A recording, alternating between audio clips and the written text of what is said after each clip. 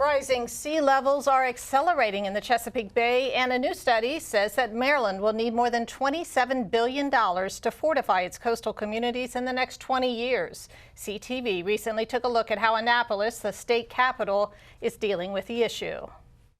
We've got to close because the entire parking lot will flood. Then eventually it covers the sidewalks and then comes to our doorways, and then we have to shut down. Businesses along Annapolis City Dock can lose thousands of dollars each time high tide or stormwater reaches their doorstep. That could be quite often. Up to 10 days a month, there has been nuisance flooding. So whenever the high water forced the stoppage of through traffic, that's where the struggle came in for our operation. Sea level rise has exacerbated the issue. Water comes up through drains and into the dock parking lot, eventually flooding businesses. That's why the city's mayor has a three-phase plan to address it. Phase 1, which includes a sump pump in the city dock parking lot, was recently implemented. They put in a backflow preventer, which prevents the water from Ego Alley from coming up through the storm drain. It's like a doggy door that allows the water to go out to Ego Alley, but not to come back through the storm drain. And they put a sump pump in so that when there's rainfall or storm water, that it will push the water out. A little bit of rainwater in the streets this morning, but nothing like it's been in the past. We've been here 10 years, nothing like in the past. Phase 2 involves creating a seawall.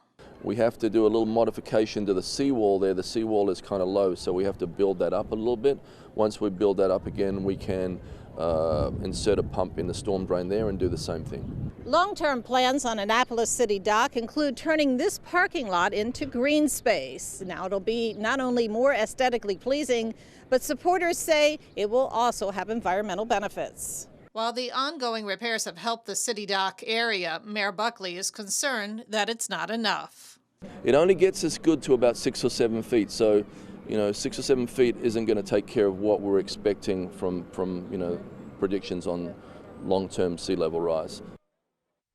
The institution projects sea level trends forward to 2050, and this past winter it included data from 5 sites in the Chesapeake Bay.